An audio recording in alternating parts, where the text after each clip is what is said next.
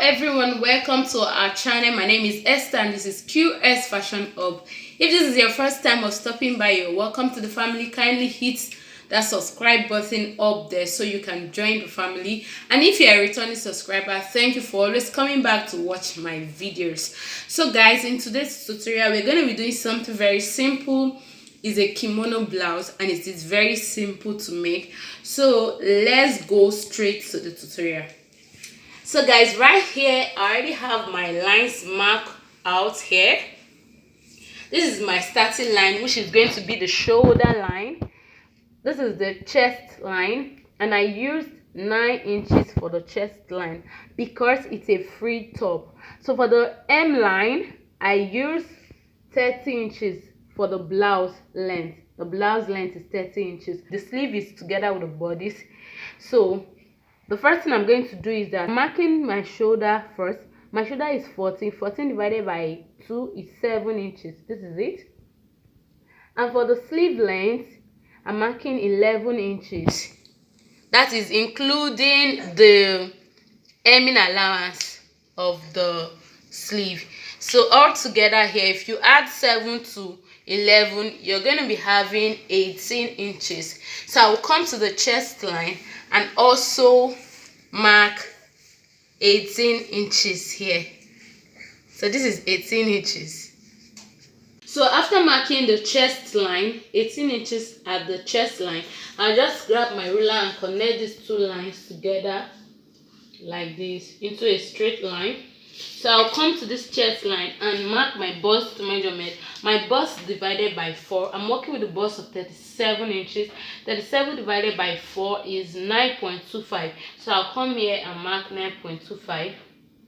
So I'm adding 1 inch for ease allowance. So and I'm also adding 1 inch for the seam allowance, for sewing allowance. So this is it. So I'm just going to come to the M line. The M line, at this M line, I'm going to be imputing my hip measurement. So my hip is also 37. 37 divided by 4 is 9.25. So I'm going to mark that twice.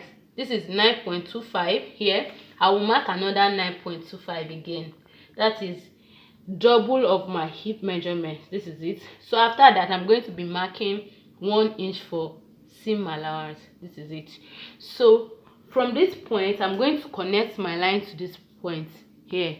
So from here, I'll connect my line to this point. So but before I connect it, I'm going to come down from this chest line by 2 inches like this. So I will draw a straight line I'll draw a straight line like this to meet with this one, this line here like this. So after that, I'm just going to go ahead and connect my line all the way to this part. So let me connect it like this.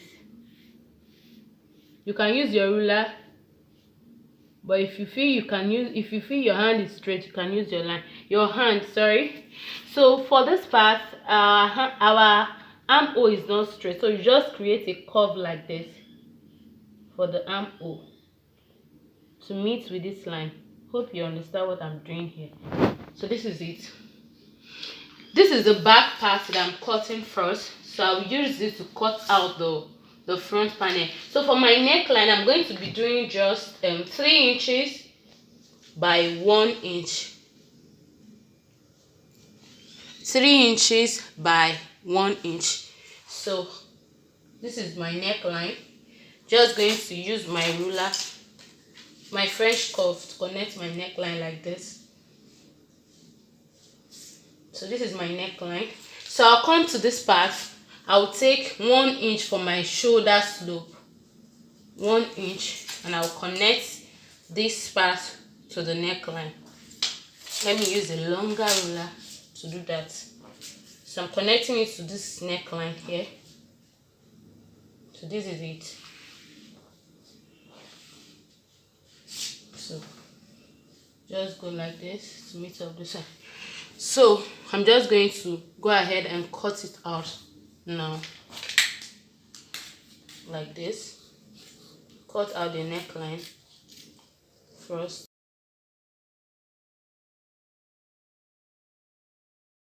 Before I cut the hem line, I'm just going to shapen this part a little bit. So I'm just going to take 1 inch from this line, this part. So I'm taking 1 inch like this. So I'm just going to use my ruler to shapen it like this. You can do 1.5 or even 2 inches. So it's just to give this part a shape so that it will not just be straight like that. So I'm just going to go ahead and cut it. To the cutting of the front panel, I left 1/2 inch here because the front is going to be opened. I'm going to be opening the front, so I left 1/2 inch here. So what I'm going to do here is to indicate this neckline here it stops. So this is it. So I'm just going to cut like this and follow this shape all the way. Then by the time I'm done cutting it, I'll come and show you what I will do to the front. I'm just going to remove the back panel. So from this shoulder line, I'm going to be marking the break point where I want the neckline to end. So I'm going to be marking 15 inches. You can even use your half length for it. So from that point, I'm just going to connect my neckline to that 15 inches that I used here. So this is it.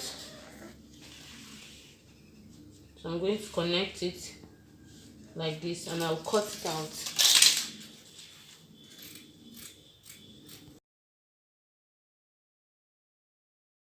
So friends, I've gone ahead to cut the facing. So this is what I cut out here for the neck. Your facing had to get to the hem line. So it shouldn't be too wide. At least it should be like 5 inches so that it won't be bulging out by the time you're done stitching it. So this is the facing for the front. Just follow this shape and cut it out. Then for the back, this is the facing for the back. This is it. This is it. So this is the belt, the rope that I'm going to be using to create that gathered effect at the waistline, and it is measuring is 1.5 inches. So you can make your length 60 inches, 50 inches, depending on how long you want yours to be.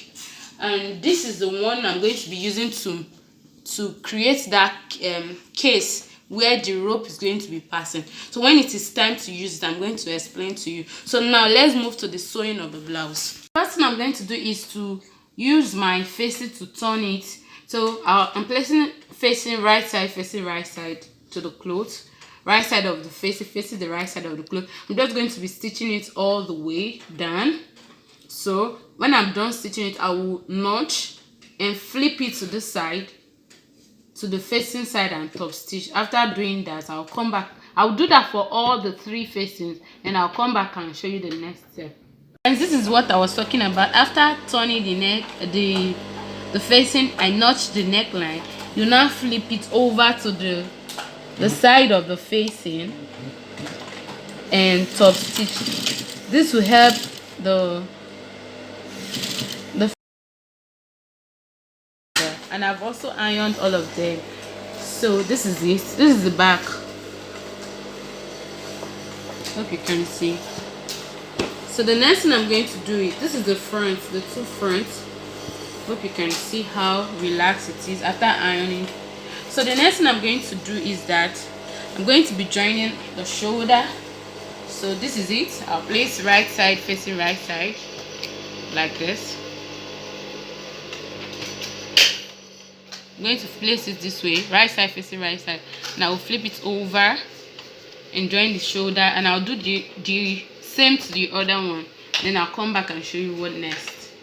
Friends, I'm gonna head to join the shoulders together for both shoulder. So the next thing I'm going to do is to hem this sleeve by half. I'll fold in half and I'll fold in another half. I'll hem both sleeve. After hemming both sleeve, I'll join the side with the allowance I left. You remember I left 1 inch for side seam allowance.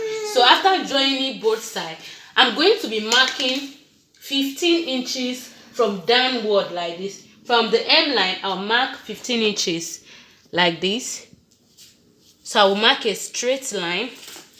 That's where I'm going to be placing my rope casing, where I'm going to be passing the rope. Do you understand? 15 inches from the M line, or you can decide to mark from your shoulder line. You can mark 15 inches from your shoulder line, or you can decide to place it on your waistline, anywhere that you want to place it. So this is it. So I'm just going to be marking it all the way. So that's where I'm going to be placing that rope, where I will pass that rope. You understand what I'm saying? So that is I'm going to be doing all of this, and I'll come back and show us the next thing. And I will also be hemming the bottom of the cloth. So I will do all of this, and I'll come back to show you what next. So friends, I've joined the hem the sleeve, hem the bottom, and I joined the side. So the next thing is that the line that we marked, that's 15 inches that I'll mark, is I'm just going to be placing what you do is to measure what you have there from this part down to the other side. So you cut these pieces, which is measuring 1.5 inches. So I'm going to be placing it like this. You can fold in 1/4 of an inch just to give it this clean finish. So secure my stitch. I'll just be following this line like this. Hope you understand what I'll fold it this way and top stitch on this side. So this part will be open. This is where I'm going to be passing my rope in. So I will do all of this. And for the rope, this is it.